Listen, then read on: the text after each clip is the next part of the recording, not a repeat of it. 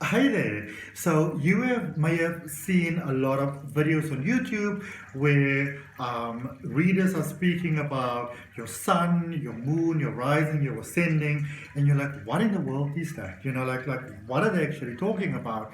And it's really beneficial when you actually know what your sun, your moon, and your rising or your ascending is, just to let you know that your rising and your ascending is the same thing. Okay, so for the purpose of this video, we're going to speak about sun, moon, and rising. And obviously, when I'm speaking about rising, I'm also speaking about your ascendant or your ascended sign. For those of you that don't know me, I'm Adrian Nelson. I'm a psychic tarot reader.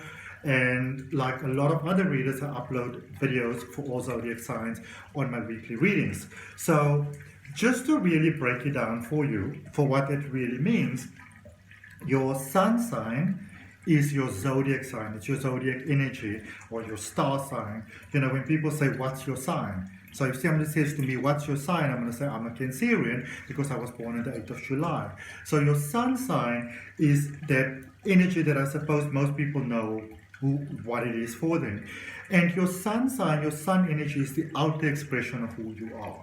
It's almost like if you think of a cake, it's the outside of the cake that you see with all the decoration and all of those everything, but it's not the inside of the cake.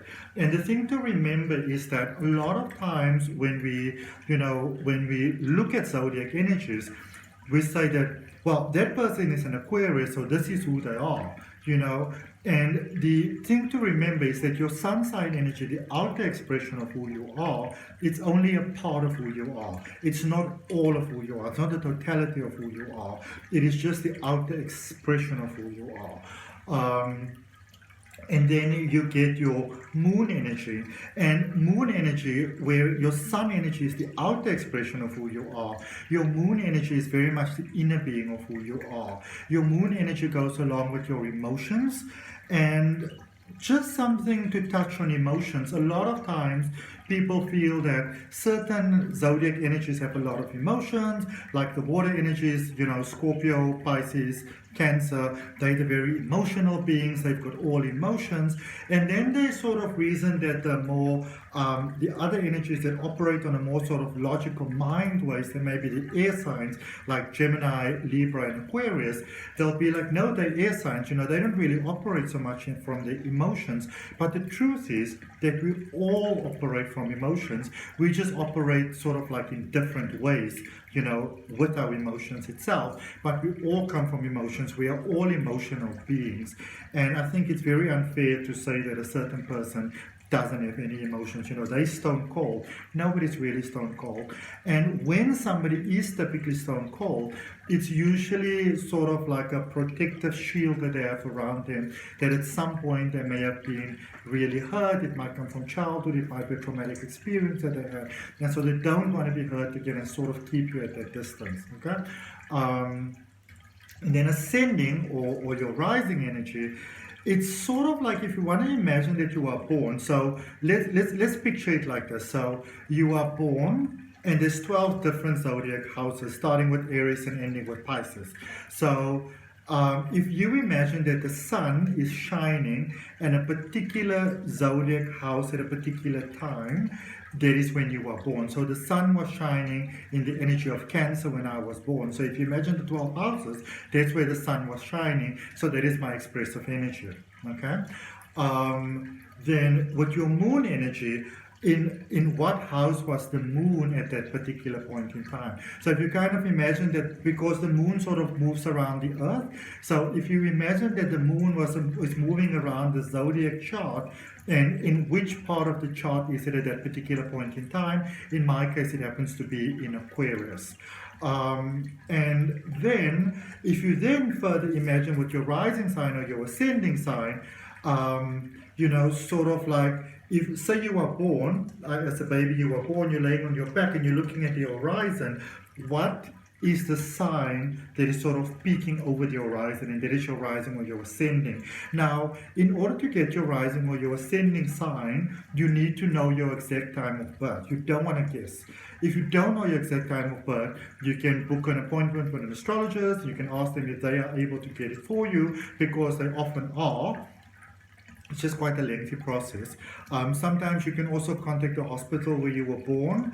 As far as I know, I speak under correction, but in South Africa, it's up to age 35. I think you can contact the hospital, or age 40, I'm not sure, to get your exact time of birth.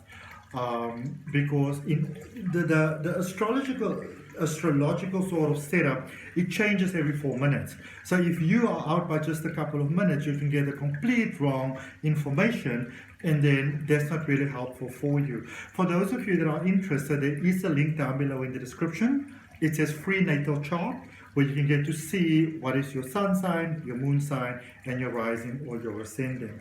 Now, if you don't have your exact time of birth and you can't get your ascending, it really isn't the end of the world, okay? Your ascending energy is typically how you take on new things, how you start new things. Now, obviously, the thing to remember is that every start, by its very nature, also goes along with an ending. Okay, so your rising energy is very much about how you start new things. And my rising energy is in Sagittarius. And, you know, I can be very Sagittarius sometimes with new things. I like excitement. I get bored very quickly. But then in the same token, I've got that very strong Cancer sort of thing where I like my home space. I like that little bit of sense of predictability. And then I've got the Aquarius thing as well, with that being my moon energy, that it's about how can I help the world. Everything that I do is very focused on how can I make the world a better place. And so once you understand really where you come from, what your sort of astrological makeup or DNA is, so to speak, then you get a deeper understanding of yourself. Now, what happens a lot of times with astrology and even with numerology is that people get sort of like their chart, and then they believe that this is who they have to be religiously. But the thing to remember is that you are born into a much bigger pattern. Earth, the universe, the sort of like the heavens, it's a living being. It's a living being. And like a human being. And like any human being, you've got good days, you've got bad days, those sort of things, you know. You've got neutral days. And so you kind of want to imagine that the heavens have got that same kind of thing going on. And so when you take your first breath of air, you sort of breathe in that energy, and that is sort of like that connection that you make. And once you know the connection that you made, then you understand what are the natural influences that you have. And once you understand what are the natural influences that you have, instead of that becoming something that you have to follow in almost like a rigid sort of way, it gives you options. Because now you understand that I'm angry, I'm upset, and you know, maybe this is how I normally do things, but maybe there's a better way, maybe there's a different way for me to do that. Okay, I'm also going to do a reading for, or a little bit of explanation for your Mars energy, which is how you handle conflict, how you get yourself into problems and out of problems.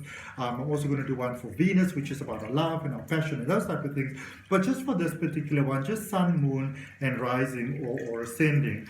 Sun is your outer expression of who you are, and in many ways, it's sort of like almost like your blueprint, so to speak. But then you got your moon, which is your inner world, which are your inner emotions.